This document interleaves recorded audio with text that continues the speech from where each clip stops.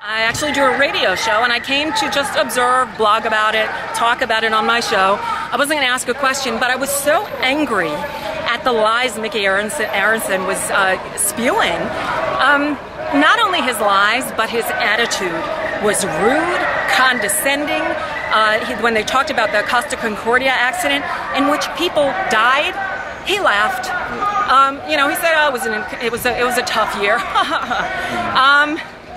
So he kept talking about, when people were asking about, you don't pay your taxes, and he kept saying over and over again, we paid $400 million in taxes and fees worldwide. And I kept thinking, what about here in the U.S.?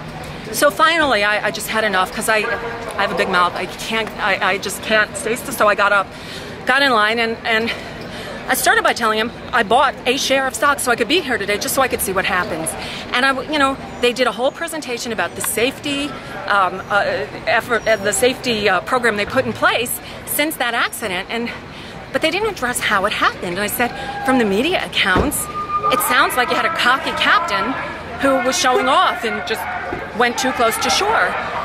And he said, oh, the media blew everything out of proportion. I said, well, obviously it sounded like the crews didn't know how to evacuate people. Oh, it's all the media. We knew what we were doing. It was great.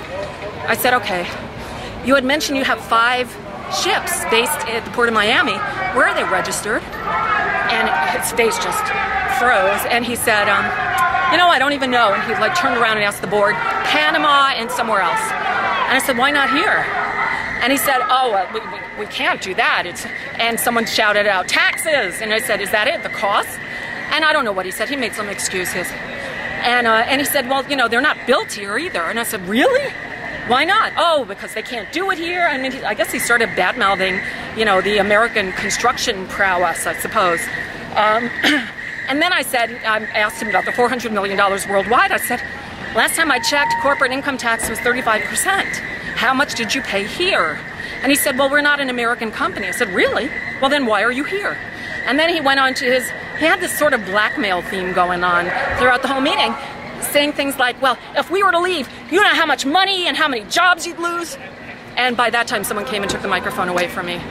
And I sat down and people started chanting, pay your fair share, pay. And that's when everybody got up and walked out. I actually stuck around for the next couple of questions. I heard Mickey Aronson basically badmouth us. That's just them. That's the Occupy movement. It's 1Miami in here, but it's Occupy Wall Street in New York, and they're doing more harm than good, because if we took our money out of here, blah, blah, blah, blah, blah.